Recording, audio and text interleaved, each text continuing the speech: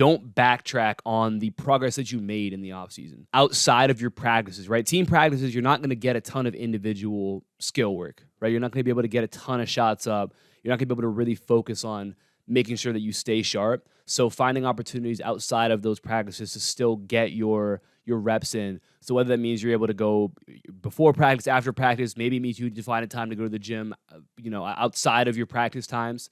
Make sure that you're not getting dull, because what happens to a lot of players, and this relates to a couple of different areas, but they'll start the season off at their peak, right? They've been working the whole offseason and they're at their peak come November, December, whenever the season starts for them. And then they stop trying to keep themselves sharp. They stop putting in, that extra work. They stop getting those shots up. They stop working on the things that they were working on. And as the season goes on, they continue to get duller and duller. And then by the time, they get to the end of the season, they get to the playoffs, when they need to be at their best, they're actually worse than they were when the season started, because they haven't been keeping themselves sharp. Okay. So making sure that you find time, you make time to be able to get your work in and keep yourself sharp. I think the other, kind of relating to what I was saying earlier about performance versus learning, right? When we're in the season, I say this to my players all the time during workouts, especially when we're in like September, October. It's like, I really don't care if you like kind of feel bad about yourself when you leave because you don't feel like you shot well in this workout.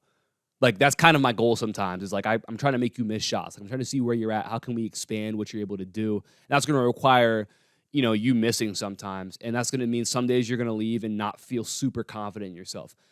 Come winter, when it's time to perform, I'm just trying to make sure that confidence is at its highest as much as possible, right? So when you think about getting your work in, you just need to think about putting yourself in a position to where you feel confident in what you need to do. So if you feel like, hey, I got to be able to hit this corner three, well, I'm just going to shoot till I feel confident in my corner threes today. That's going to be the extra work I put in. I'm not necessarily looking to do a set number, right? And when we talk about extra work, this can mean, 10, 15, 20 minutes, 30 minutes of work. It doesn't have to be anything crazy. Again, we're just thinking about what can I do? How can I show up to make sure that I keep my skills sharp, but most importantly, I remain as confident as I can be in the things I need to be able to do. And I think that's really, really important, is now we're going from, okay, I'm not necessarily worried about getting better at a specific thing. I'm really just worried about being as confident as I can be in what I'm able to do. Because again, we're in the winter season. We're practicing playing. Like, you kind of are what you are in terms of how good you are. Not to say you can't get better during the season, but, especially we talk about the minutes that you play. So this is also another caveat to this. How much you're still training in season depends a little bit on your role with your team. If you're the star player and, let's say there's a 32-minute high school game. Let's say it's, 4 8-minute quarters. If you're playing 30 minutes a game and, you're barely getting breaks and you're practicing every day, you're probably not going to be able to go as hard in training outside of that, because, again, we're trying to perform. If you're constantly playing, putting all those minutes on your body, and then you're going and training super hard, you're never going to recover. You're not going to have time to recover. So you're going to get worse and worse as the season goes on. Injuries are going to start to pile up for you. You're just never going to be at your best because you don't have time to recover. So if you're playing a ton of minutes, you're probably going to have to scale back what you're doing outside of practices and games, right? Likewise, if it's the opposite, if you don't play at all, then you can probably go a little harder in those workouts outside of, your team practices and games and stuff like that. And it's the same thing with the weight room too. A lot of players get to the season and get to November and they just stop lifting weights. They've been doing it the whole offseason, they stop.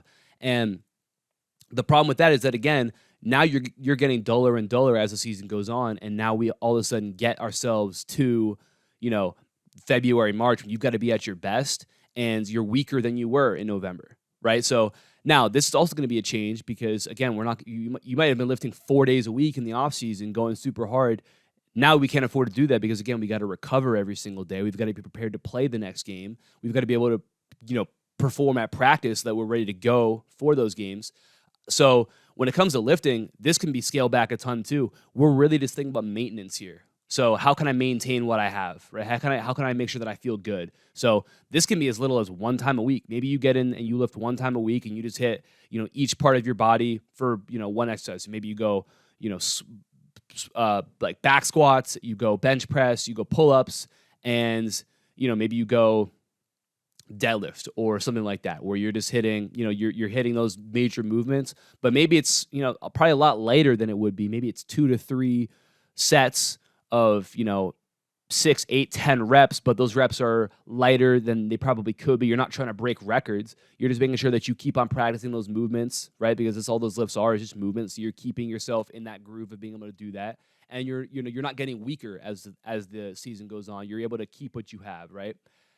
But also understanding the fact that you don't want to push yourself so hard in the weight room that you're super sore the next day and you can only show up to your game at 70% because you're so sore. We definitely don't want that at all. So if we keep that lifting to once, twice a week where we're going for a max of 20, 30 minutes in the weight room and, then we're kind of in and out, keeping it light, but enough that we can maintain what we have, then that's perfect. That's going to allow us to, throughout the season, stay sharp.